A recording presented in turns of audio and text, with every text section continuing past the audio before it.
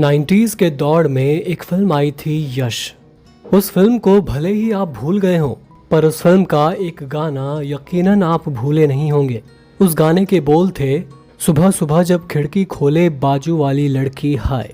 इसी गीत से हिट हो गया था एक हीरो, नाम था विजय आनंद। वो हीरो जब सड़कों पर चला करता तो विज्ञापन एजेंसियों के मालिक उसको रोक रोक कर पूछा करते कि बेटा कि क्या आप मॉडलिंग करेंगे। वो एक्टर जिसके टीवी विज्ञापन एक के बाद एक टीवी पर चला करते थे, वो अभिनेता जिसके आगे अजय देवगन जैसे हीरो पानी भरने वाले थे। लेकिन आखिर ऐसा क्या हुआ था कि उस एक्टर ने अपनी एक फिल्म देखते ही पूरा बॉलीवुड ही छोड़ दिया था। वो अपनी ही फिल्म को देखकर ऐसा क्या चौंक उठा कि अपने करियर के पीक पर उसने बॉलीवुड छोड़ने का फैसला कर लिया। चलिए आज हम आपको विजय आनंद के बॉलीवुड में आने से लेकर बॉलीवुड को छोड़ जाने तक का पूरा काला सच आपको बताते हैं। बम्बई में एक गरीब परिवार में जन्मा एक लड़का, नाम रखा गया विजय आनंद। पिता की नौकरी कभी चलती तो कभी नहीं। दो बहनों के साथ विजय और उनके माता पिता एक कमरे के घर में कैसे भी करके गुजारा किया करते। 15-16 साल के हुए, लुक्स बहुत अच्छे थे, जैसे उस वक्त 90s के हीरो के हुआ करते थे। गोरा चेहरा, लंबे बाल, मासूम सी शक्ल।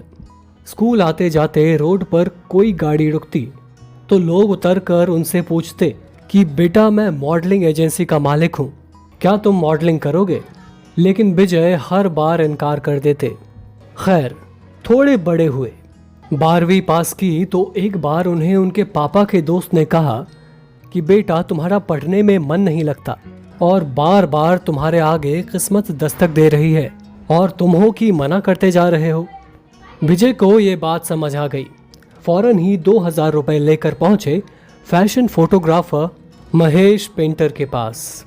वहां पे उन्होंने अपना फोटो शूट करवाया और उसके बाद तो मानो जैसे चमत्कार ही हो गया। ऐसा लगा जैसे मानो एड एजेंसियां इनका ही इंतजार कर रही थी। 90s का दौर था। कैडबरी जैसे बड़े कंपनी ने इन्हें अपना मॉडल चुन लिया। कैडबरी के ऐड में आते ही ऐसे मशहूर हो गए कि हफ्ते भर में ही रेमंड जैसे बड़े कंपनी ने भी मोटी रकम देकर इन्हें अपना मॉडल बना लिया। विजय आनंद की किस्मत तो 1 मिनट में ही पलट गई। कहाँ बसों के धक्के खाने वाला एक मामूली सा लड़का अचानक से देश का जाना पहचाना मॉडल बन गया।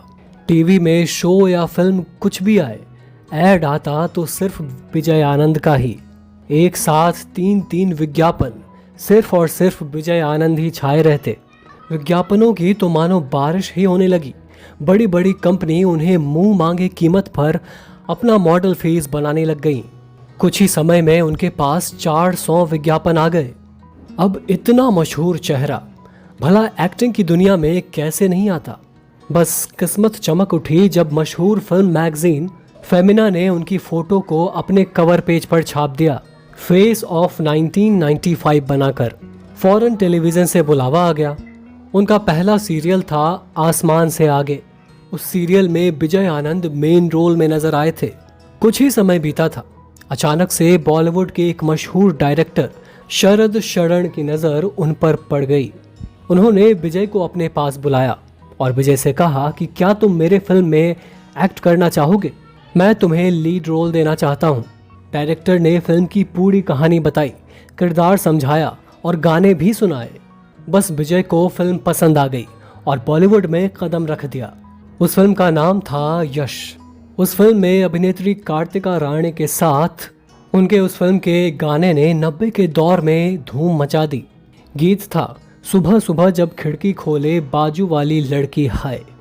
ये फिल्म भले ही नहीं चली, लेकिन विजय बॉलीवुड का एक बड़ा चेहरा बनकर उभर उठे। मॉडलिंग के ऑफरों से लेकर फिल्मों के ऑफरों तक लाइन लगने लगी। कई फिल्मों को रिजेक्ट करने के बाद आखिरकार उन्हें एक बड़ी बजट की फिल्म मिल गई, सेकेंड लीड रोल। विजय ने फौरन हाँ कर दी, फिल्म भी की और फिल्म सुपर हिट भी हो गई। लेकिन जब वो अपनी ही ये फिल्म देखने प्रीमियर पर पहुंचे तो उन्हें ऐसा झटका लगा कि विजय ने बॉलीवुड छोड़ने का फैसला ही ले लिया। आखिर ऐसा क्या देख लिया था उन्होंने कि अपने करियर के इतने पीक पर आकर उन्होंने सब कुछ छोड़ने का फैसला ले लिया। चलिए हम आपको वो काला सच बताते हैं। विजय का करियर पीक पर चल रहा था। मॉडलिंग और यश के सुपरहिट गानों ने उन्हें बहुत ज़्यादा मशहूर बना दिया था। डायरेक्टर अनीस बज़मी ने उन्हें बुलाया। बड़े बजट की फिल्म सीधा ही ऑफर दे दिया। अजय देवगन के अपोजिट रोल में। अजय देवगन के साथ लीड रोल। विजय की तो मानो लॉटरी ही लग गई, तो उन्होंने फौरन ही हाँ कर दी। फिल्म बनी। 1998 में वो फिल्म रिलीज भी हुई। फिल्म का नाम था प्यार तो होना ही था। काजोल के मंगेतर के रोल में विजय का किरदार बहुत ज्यादा दमदार था। कई सीन्स में तो वो अजय देवगन को सीधा टक्कर दे रहे थे। फिल्म का प्रीमियर था। सभी सितारों के साथ विजय भी अपनी फिल्म देखने पहुंचे थे। मगर ये क्या, फिल्म का पहला ही सीन देखकर उन्हें बहुत बड़ा झटका लग गया। चेहरा उनका था मगर आवाज किसी और की थी। आखिर ये कैसी साजिश उनके साथ हो गई, उनको पता भी नहीं चला। उनकी दमदार आवाज को दबा दिया गया और किसी दूसरी आवाज को इस्तेमाल कर लिया गया, जिसने उनके पूरे किरदार को ही दबा दिया। ऐसा क्यों किया गया, ये जवाब तो कभी ना मिल सका। ना विजय आनंद ने अजय देवगन ना अनीस बज़मी से पूछा, ना उन लोगों ने इनको कुछ बताया। कौन जानता था कि आखिर विजय किस साजिश का शिकार हो गए थे।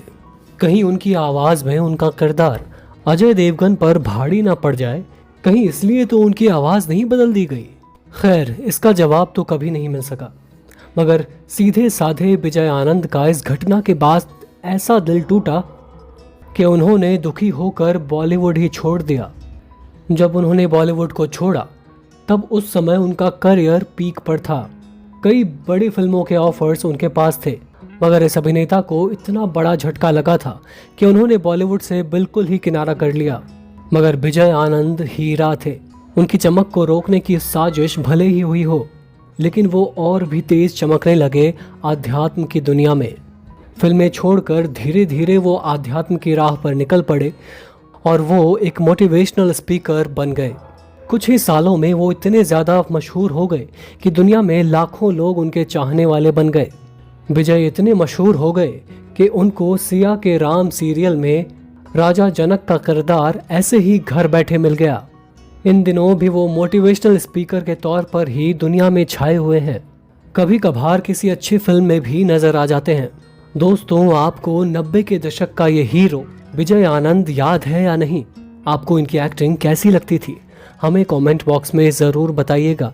अगर ये जानकारी पसंद आई हो तो वीडियो लाइक ज़रूर करिएगा, और अगर आप हमारे चैनल वारिधि मंथन पर नए हैं तो इसे सब्सक्राइब करके बेल आइकन दबाना बिल्कुल भी मत भूलिएगा, ताकि ऐसे ही अनसुनी कहानियाँ हम आपके लिए हमेशा लाते रहें।